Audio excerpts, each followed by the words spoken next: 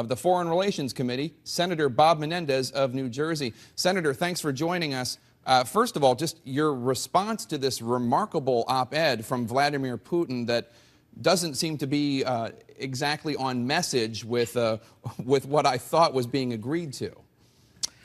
Well, Jake, I got an email with what President Putin had to say, and I have to be honest, it was at dinner, and I almost wanted to vomit.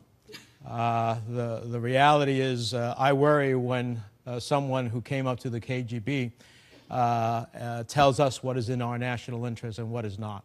And, it really raises the questions of how serious this Russian proposal is. And that's what I wonder is, with this as a scene setter, I mean, it's not quite the message, the subtle message that Anthony Weiner gave to the members of the press on his last limo ride away from, but it's pretty close, taking issue with American exceptionalism, saying it was the rebels, when he's already saying that he's going to help take CW away from the Assad regime. It's kind of in your face. Well, it's very much in your face. And, when I see Putin's other comment that suggests, well, you can't expect a country to unilaterally disarm, we're not talking about unilateral disarmament. We're talking about chemical weapons. So if he believes that in the arsenal that Syria or any country should have is chemical weapons that they can use, my God, that's a real problem. That's not unilateral disarmament by any stretch of the imagination. Chairman, you just said that it raises questions about how serious the Russia proposal is. John Kerry is on a plane right now going to try to talk to his counterpart from Russia. Is he on a fool's errand? No, look, I believe, as someone who helped author the resolution that got a bipartisan support in the Senate Foreign Relations Committee, that it would be foolish to slam the door on a potential diplomacy. We have to test it. But all of the indicators from Russia beginning to back off of a Security Council resolution, which is the only confirming way that we'll know whether this is serious, to this latest op-ed piece, to the suggestion that unilateral disarmament means ability to use chemical weapons, that's a real serious consequence to the validity of this offer and the sincerity of it. But look, we have to test it. And I think we have to test it both for at home and abroad. But so is the Security Council resolution, can I nail you down on that? A Security Council resolution is what you must agree to, because the Russians in the past have agreed to have Iran abandon their nuclear weapons and then backed off of that. The Russians also agreed to a similar proposal to allow nuclear enrichment in their country for Iran and then backed off of that as well, wouldn't include teeth. So if they agree to this and then Syria balks, how should the rest of the world enforce it? Well, that's why a Security Council resolution is critical in order to achieve what we would hope could happen. Look, a potential result of this could be far more positive. We were ready to strike to stop Assad's abilities to have weapons that deliver chemical weapons. If you can eliminate the chemical weapons, that's a greater desirable result, but it has to be real. And look, I believe that the only reason that the Russians are even maneuvering in this way and considering the possibility is because of the credible use of force. If that was not there, we would neither hear Russia making any offer, nor would we hear the Syrians contemplating something. Senator, what do you think is going on in the Kremlin? Here they are. Your guess is as good as mine. Well, but your guess is probably better than mine. So let me ask you, what's going on? I mean, they get together and say, well, let's write this op-ed for the New York Times and play to public opinion, which is against President Obama, and divide America even more. I mean, what's the thinking here? Yeah, Gloria, I think there are two things going on here. First of all, I think the Russians did see the contemplated possibility of strikes against Assad, and that would have weakened him, even though our purpose was to pursue the delivery mechanisms for chemical weapons. It would have degraded Assad significantly. It could have, by consequence, created a change. But I mean with this op-ed. On the battlefield. That's why I think they began to move in this direction. He's trying to maximize his leverage. He's trying to get the American people to ultimately be further divided, and in doing so have a stronger leverage point through his foreign minister in these negotiations. But I think the American people, when they read that, will reject it wholeheartedly. He may have an opposite result as a result of his Says he has the Pope on his side. Well, I am sure that the Holy Father has moved Putin at various other times. I want to get your response to some of the things, some of the claims he makes, because you have information that we, as people who haven't seen the classified intelligence, have, and the public as well, it doesn't have. Putin writes, when talking about the poison gas and who's responsible, quote, "No one doubts that poison gas was used in Syria, but there is every reason to believe that it was used not by the Syrian army, but by opposition forces to provoke intervention by their powerful foreign patrons who would be siding with the fundamentalists. Reports that militants are preparing another attack, this time against Israel, cannot be ignored." Now, you've seen the classified intelligence. Does he have any case to make there? No.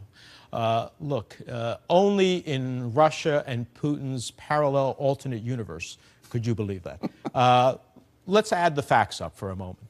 The facts are these, that there's no question that the delivery system of the chemical weapons were through missiles. If the rebels had missiles, they'd be striking at his artillery and his aircraft. They don't have missiles, number one. Number two, all of our satellite intelligence shows that the delivery of those missiles came from areas controlled by Assad into the rebel areas. We also know that Assad's regime, as it relates to chemical weapons, are fully vetted for loyalty to the regime and under its absolute control. And we know basically that access to chemical weapons does not exist at this point in time among the rebels. So if you add up all of those facts, you can clearly understand that Putin's position is out of the realm of believability. But Senator, you just talked about Putin's parallel alternate universe. Mm-hmm. It's his universe, and we're living in it right now. I mean, isn't that the reality that we are and that's part of what he was trying to say in his op-ed. You know, he's running the show right now. And so, but as chairman of the Senate Foreign Relations Committee, do you feel comfortable with the fact that we are living in his parallel alternate universe? Yeah, when I say his parallel alternate universe, look, this is a guy who grew from the KGB to be the head of it. And he is still, from my perspective, still very dominated in his mind by KGB and the desires for a greater Russia. So that's what I mean by his parallel alternate universe. He's very conniving. He's very calculating. At the end of the day, I think the world, however, needs to see that challenge. Many of my colleagues who are ambivalent about the declaration of the use of force want to see a diplomatic track to be pursued, and this is an opportunity to do that. He has all the leverage right now, doesn't he? He supplied all those weapons to Assad that you're talking about. For 30 years he's been supplying those weapons. Why do we think he'd be motivated to get him to turn them over? Well, I think that there is a clear understanding, and this is why the credible use of military force needs to continue to be on the table. Because that only it came on the table. Let me finish the first answer, and then I'll go to the second. It's 4 on 1 here. Sorry. But I agree. But are you having yes, you did. Let me finish the first answer, and that is he came to a conclusion strategically that there was a real possibility. Remember what the president said. The president said, "I have made the decision that the use of force is necessary, but I'm going to go to the Congress." He has not yet abdicated the possibility of the use of force under any set of circumstances. That's a real prominent possibility. So in that respect, he looks at the issues of serious interest. This is the only foothold they have in the Middle East. He's lost enormous support within the Middle East because of his position as a patron of Syria. And to be very honest with you, as he sees Syria eroding, even as they try to keep Assad in power, this is never going to be a country, from my perspective, where Assad's going to control the whole country. So the access to those chemical weapons, potentially at risk, may be in Russia's interest as well to make sure they're secured again. Hasn't he just stuck his thumb in John Kerry's eye, one in John Kerry's eye and one in President Obama's eye with this? That's 2 thumbs. 2 thumbs. Just, He's 2 thumbs just with fact this check. piece. Thank you. We have instant fact check at this table. Hasn't he done that with this op-ed and kind of stop things before they even start?